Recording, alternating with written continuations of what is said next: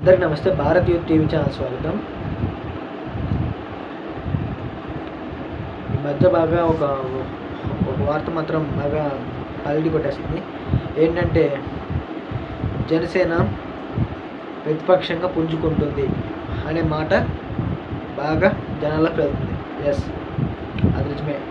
జనసేన ప్రతిపక్షంలోకి పుంజుకుంటుంది. ఎందుకంటే వైసీపీ మీద బాగా తీవ్రమైన వ్యతిరేకత, 11 సీట్లు వచ్చిన తర్వాత అధికారం కోల్పోయిన తర్వాత ఇంకా తీవ్రమైన వ్యతిరేకత మూటగట్టుకుంది. దానికి కారణం ఏంటంటే ఈ మధ్య ఈ ప్రభుత్వం బయటపెడుతున్నాడు అది వచ్చినటువంటి అక్రమాలు, అన్యాయాలు మొత్తాన్ని బయటకు వస్తుండే కొద్దీ ఒక రకంగా సెల్ఫ్ డిఫెన్స్లో పడిపోయింది. ఇంకా అలా సెల్ఫ్ డిఫెన్స్లో పడిపోవడం వల్ల ఏమైందంటే ఆ పార్టీ పురోగతి లేకుండా పోయింది. సో దీని మూల కారణం ఏంటంటే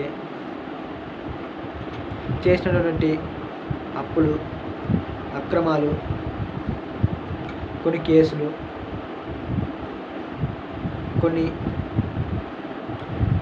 అక్రమాస్తులు ఇవన్నీ బయటపడటం, ఋషికొండ లాంటిది, ప్యాలెస్లు, ఇంకా రకరకాల ఇంకా చాలా బయటకు రావాలని చెప్పేసి ఇంకా నెలకోటి చోటు బయటపెడుతూ ఉన్నారు. సో గతంలో ఎన్డీడీపీ అనే రిపోర్టు అనే సంస్థ లడ్డు వివాదం జూలైలో ఇస్తే వాళ్ళ టైంలో ఎందుకు బయటపెడాల్సి వచ్చిందంటే, సో నా అంచనా ప్రకారం నేను అనుకుంటున్నానంటే అప్పుడు బయటపెడితే ఇది ఒక్కొక్కటి బయటపెడాలని ఒకేసారి బయటపెడితే సో ఇది కరెక్ట్గా ఉంటుందని చెప్పేసి వీళ్ళు చేసిన అక్రమాలు నెలకోటి బయటపెట్టాలని చెప్పేసి అనుకున్నారు. కొన్ని ఫోన్ ట్యాపింగ్ వ్యవహారాలు కూడా ఏమనుకుంటు ఉన్నాయంటే వచ్చే నెలలో అవి కూడా బయటపెడతారు. సో ఇప్పుడు ఏంటంటే జనసేన పార్టీ పుంజుకుంటుంది. ఏంటి దాని కథ ఏంటి మీ దగ్గరికి కొంచెం చెప్తాను, జాగ్రత్తగానండి. ప్రకాశం జిల్లా కీలకంగా వ్యవహరించినటువంటి జిల్లా అధ్యక్షుడు బాలినేని శ్రీనివాసులు రెడ్డి గారు కూడా నిన్న జనసేన జాయిన్ అయిపోయారు. ఇంకొక మాజీ ఎమ్మెల్యే, ఎంపీ అభ్యర్థిగా పోటీ చేసినటువంటి కిలారి రోసయ్య గారు జనసేనలోకి జాయిన్ అయిపోయారు. ఇంకో పర్సన్ కూడా జాయిన్ అయిపోయారు. సో అలా కొంచెంగా తూర్పు పశ్చిమ గోదావరి జిల్లాలోని అలా పార్టీ పుంజుకోవడం స్టార్ట్ అయింది. సో దాంతోపాటు ప్రకాశం జిల్లాలోని ఇంక ఇన్ఛార్జ్గా ఇద్దరు ఉన్నారు. ఇప్పుడు వైసీపీలోని టీడీపీ నుంచి వైసీపీలో పోయినటువంటి గతంలో సిద్ధారాఘరావు కావచ్చు, ఇంకొకటి కదిరి బాబురావు కావచ్చు, వీళ్ళంతా బలి సామాజిక నుంచి చెందినటువంటి వ్యక్తులు. వీళ్ళిద్దరు కూడా రాజకీయంగా ఏదైనా ఉండాలి అనుకుంటే మాత్రం సో జనసేన టీడీపీలోకి ఎటు రానివారు కాబట్టి జనసేన పోవచ్చు. సో జనసేన పోవడంతోనే వాళ్ళకి ఒక మంచి గుర్తింపు వస్తుంది. ఎందుకంటే ఆ పార్టీ నాయకులు ఎవరు లేరు, గ్రౌండ్ లేదు. సో ఆ గ్రౌండ్ను తయారు చేసుకోవడం కోసం మేబీ ఇలా కూడా జరగవచ్చు. సిద్ధారాఘరావు జనసేనలో పోయి దర్శనించి జనసేన ఇన్ఛార్జ్గా అవ్వచ్చు. కదిరి బాబురావు కనిగిరి నుంచి జనసేన పార్టీ తరఫున ఇన్ఛార్జ్ కావచ్చు. ఇంకో పర్సన్ ఇలా కూడా బాబే మచ్చేటి వేణుగోపాల్ గారు కూడా ఇంకో నియోజకవర్గం ఎంచుకొని ఆయన కూడా జనసేన పార్టీ నుంచి ఇన్ఛార్జ్ అవ్వచ్చు. సో ఇలా జరుగుతూ పోయిందంటే మాత్రం సో అప్పుడు పార్టీ అయిపోయినట్టే కదా వైసీపీ పార్టీ. సో లీడర్స్ మొత్తం వెళ్ళిపోతున్నారు. కాంగ్రెస్ ఓట్ బ్యాంక్ కొంత ఉంది. కాంగ్రెస్ ఓట్ బ్యాంక్ కొంత కాంగ్రెస్కి 5 ఏళ్ళలో జాగ్రత్తగా అలా కొంత అలా రాబట్టుకొని లీడర్స్ మొత్తాన్ని జనసేన తీసుకుందనుకో, సో రానున్న రోజుల్లోని మేబీ పడవచ్చు. రాజకీయాలు అనేవి ఎప్పుడు ఎలా ఉంటే చెప్పలేం కదా. సో గతంలో 2014 నుంచి 2019 జనసేన ఎన్డీఏ ప్రభుత్వంతో కలిసి ఉంది. తర్వాత ఏమైంది, విడిపోయి విడిగా పోటీ చేసింది. తర్వాత కొన్ని అనుమయ కారణాల వల్ల తర్వాత కలిశారు. సో మహా అయితే 3 సంవత్సరాల వరకు వీళ్ళు కలిసి ఉండొచ్చు. తర్వాత వీళ్ళు విడిపోవచ్చు. ఎవరు, జనసేన టీడీపీ కూడా.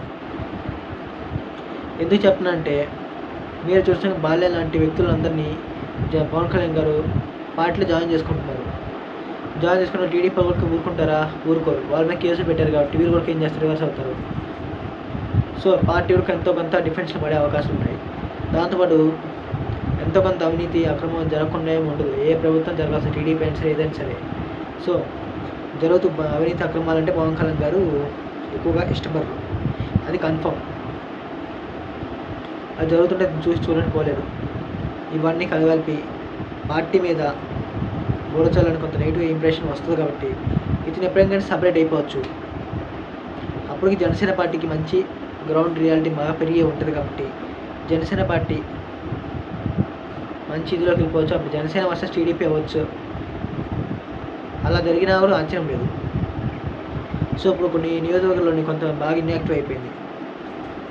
వైసీపీ బాగా ఇన్యాక్టివ్గా ఉంది. ఎంత ఇన్యాక్టివ్గా ఉందంటే నియోజకవర్గంలోని సరైన ఇన్ఛార్జ్ని ఎవరు నియమించాలనే దాని మీద కూడా సరైన నాయకులు లేక ప్రకాశం జిల్లా నుంచి ఇంకే ఎవరు లేక బూచేపల్లి గారిని నియమించారు.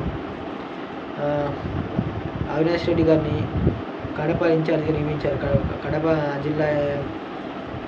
జిల్లా అధ్యక్షుడిగా నియమించారు. ఇంకా కొన్ని చోట్ల పెద్దిరెడ్డి గారిని చిత్తూరు నుంచి అతన్ని జిల్లా అధ్యక్షుడిగా అతన్ని నియమించారు. అలాగా ఎవరో నాయకులు అడపా సర్దుకొని పోతున్నారు తప్ప ఇంకా స్పోక్స్ పర్సన్ కొత్తగా వచ్చిన శ్యామలాల్ రెడ్డి గారిని, రోజా గారిని, ఇంకో పర్సన్ విడుదల కూడా ఇంకేదో నియమించవచ్చు. ఇంకా రకరకాలుగా. సో ఏదో అడపాదడప ఉన్న నాయకులనే సర్దేస్తున్నారు తప్ప సో మీటింగ్స్ అక్కడక్కడ జరుగుతున్నాయి తప్ప కానీ ఆ పార్టీని కూడా ఎంతమంది నమ్మడానికి కూడా ముందుకు రావట్లేదు. దీనికి కారణం ఏంటంటే గత ప్రభుత్వం చేసినటువంటి అవినీతి అభిప్రాయాల వల్ల ఉన్నవి. సో అడపాదడప ఇలా ఉన్నటువంటి పరిస్థితి వైఎస్ఆర్ కాంగ్రెస్ పార్టీకి ఇప్పుడు బాగా చిక్కులు ఇరుక్కుంది. సో దాంతోపాటు జనసేన పార్టీ ఎవడొచ్చినా సరే వాళ్ళ పార్టీలో జాయిన్ చేసుకోవాలి. టీడీపీలో ఒక్కరు కూడా జాయిన్ చేసుకోవట్లేదండి. బాగా గుర్తుంచుకోండి. వాళ్ళు కొంచెం డేంజర్ పర్సన్స్ కాకుండా కొంచెం అడపాదడప పోయినటువంటి నాయకులు ఎవరైనా ఉంటే అలాంటి వాళ్ళని జనసేన పార్టీ ఖచ్చితంగా జాయిన్ చేసుకునే అవకాశాలు ఉన్నాయి, లేకపోలేదు. సో ఇది ఒకసారి మీరు గుర్తించాలి. సో ఎంతమంది నాయకులంతా పవర్ కావాలంటారు. మేబీ ఇంకా చాలామంది ఉన్నారు. ఎంతమంది అవినీతి చేసి ఎంతమంది పవర్ కోసం వెయిట్ చేస్తున్నారు. వాళ్ళందరూ కూడా మేబీ జనసేనలోకి రావాలనుకుంటే మాత్రం అఫ్కోర్స్ రావచ్చు. బొత్స సత్యనారాయణ కూడా వస్తామంటున్నారు. సో అది కూడా జరగచ్చు. సో మీరు దీన్ని బట్టి అర్థం చేసుకోవాలి పరిస్థితి.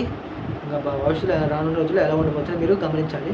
సో మీ అందరూ ఒక చిన్న రిక్వెస్ట్, ప్రతి ఒక్కరు ఈ వీడియో లైక్ చేయండి మీకు నచ్చితే, కంటెంట్ నచ్చితే. అండ్ ప్రతి ఒక్కరు కామెంట్ చేయండి, షేర్ చేయండి ఎవరికైనా నా గురికి ఈ విషయం చెప్పదలుచుకుంటే. ఇంకా మీరు ఎవరైనా సబ్స్క్రైబ్ చేసుకోండి. Okay friends.